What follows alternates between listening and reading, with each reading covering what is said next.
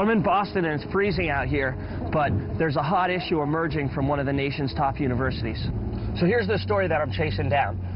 Harvard University has this policy of not allowing discriminatory organizations to recruit on campus.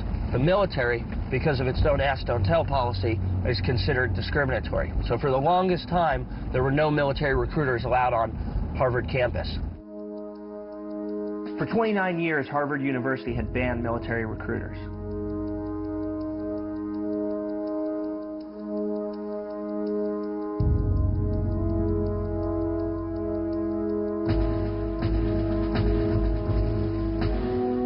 I spent 6.5 years in the military, and then this fall I started attending graduate school at Harvard University. And it's a place where supposedly the best and the brightest get together to discuss the most important topics. Welcome to Harvard. Don't you feel smarter already? I'm rolling through campus the other day on my way to class, and I see this demonstration with all these people protesting Harvard allowing the military recruiters back on campus. So I tracked down Nat Butler, one of the guys who I had seen speaking at the protest. Yeah, I'm a Harvard alumnus in the college. I graduated in 1968, the same year George Bush graduated from Yale. He went into the Texas Air National Guard. Vice President Cheney got his 5 deferments, and I lied in order to serve my country in the military. I understand the motivation for Harvard changing because the federal government would be taking away hundreds of millions of dollars. On the other hand, I would, and other gay alumni would like Harvard to make a stronger stand about the principles that are involved here, that it's the civil rights of gays and lesbians that are being trampled on. The story started at Harvard and the issue of the military recruiters on campus, but as I started to dig deeper, what I learned is that what is really at the heart of the issue is the U.S. military's don't ask, don't tell policy.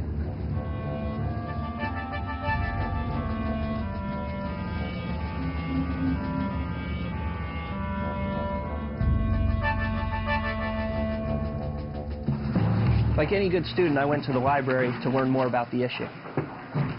I found out about Alex, a gay soldier who's trying to overturn the military's don't ask, don't tell policy. So Alex starts this tour called the Call to Duty Tour. And the purpose is to bring service members together to talk about life as a gay soldier and the ramifications of the don't ask, don't tell policy. So they decide to begin the tour at Harvard University, which is the center of the recruiting controversy. No one to talk to. And you're not supposed to talk to anybody. That's one of the things about don't ask, don't tell. You can't tell anyone about your sexuality. And so I had to keep that inside. And it's hard. So what do you do when you're in that kind of situation? Or what do you do when you keep a secret like that inside of you? Well, you tell somebody, and I did. I told my best friend at the time, and his reaction was, well, that's okay, I'm gay too.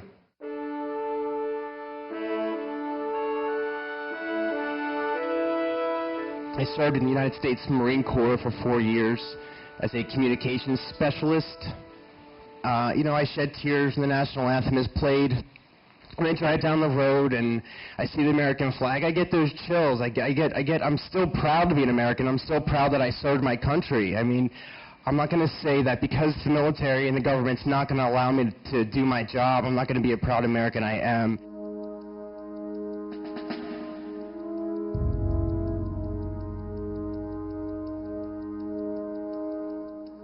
So I went to go talk to Alex, former enlisted soldier, discharged from the service for being gay, and the guy who founded the Call to Duty Tour.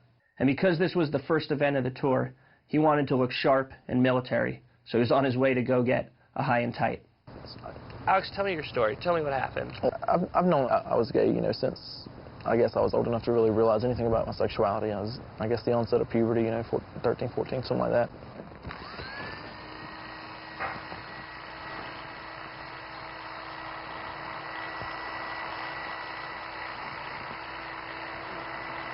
Have you found a lot of Americans here who speak Arabic? Just a few. Yeah? A few. Where are you from? Originally from Lebanon. بتتكلم عربي؟ أيوة. أنا سكنت في مصر لسنة واحدة. Yeah. Speak it, right? بتحكي منيح يعني. أنا إذا بحكي لبناني ما بعرف إذا رح تفهم علي. بس بحكي عربي منيح يعني. ومع الفصحى كمان.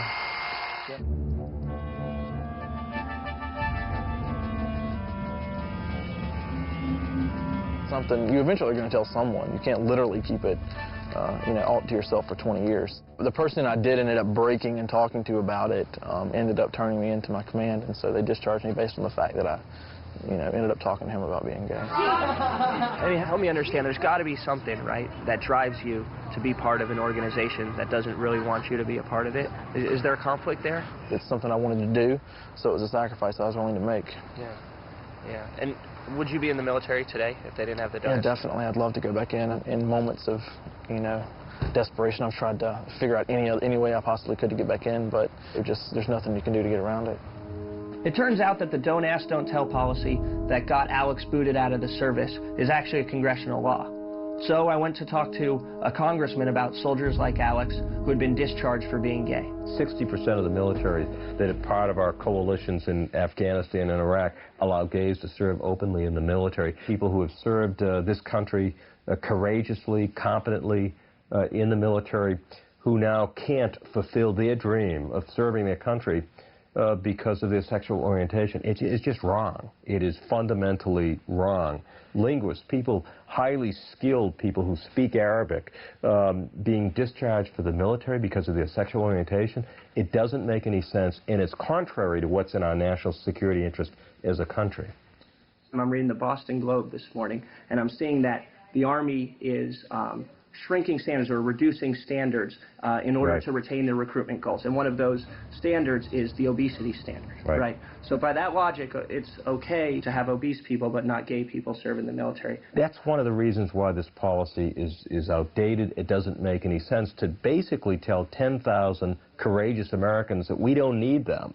Our military is stretched to the limit, so it's increasingly more difficult to get people to stand up and defend the policy of discrimination in the military.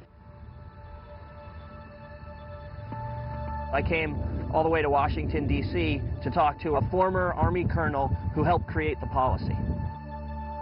We found that homosexuality as a defining characteristic of a category of people was incompatible with military service. We discriminate against people because of their lack of education, their lack of mental aptitude, age. You can be too young and you can be too old to come in the military. If you're too tall, too short, too fat, too thin, you're not going to come in. So we're in a discriminatory organization, and all our people were saying, look, this category of people is going to cause problems that are going to undermine combat effectiveness. It's not a homosexual-friendly environment, quite frankly. We've been a nation at war. We force people into very intimate, privacy-violating situations all the time. And if you're truly attracted to someone of the same sex, it's going to be tough. There are people, admittedly, that I'm aware of, that have served in the military, and after they left the military, they said, look, the entire time I was homosexual. Well, they were allowed to stay in because they did not acknowledge that proclivity. There is a presumption that if you say that you're a homosexual, you will engage in the defining behavior, which in the military is illegal. Is there a moral component to this issue? Well, there's a moral component in that the demographics of who comes in the military is affected by that. Who's in the military today? They're all volunteers. Where do they come from? They come from middle America. They don't come from, in many cases, San Francisco. They don't come from Hollywood. They don't come from Boston. You look at them, most of them, disproportionately from the Midwest and the Southeast of the United States. Do they go to church? Yes. Do they grow up in stable families? For the most part. Things are changing, but the reality is they're far more conservative. Now, if you throw into this mix open homosexuality, is that going to impact retention recruitment? Probably.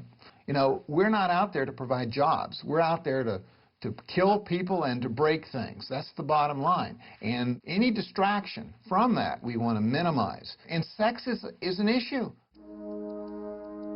On March 6, 2006, 3 days after the filming of this story, the Supreme Court unanimously decided to allow military recruiters unrestricted access to university campuses.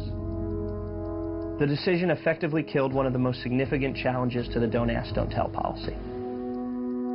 Alex and the Call to Duty Tour continue speaking across the country, hoping to overturn the Don't Ask, Don't Tell policy.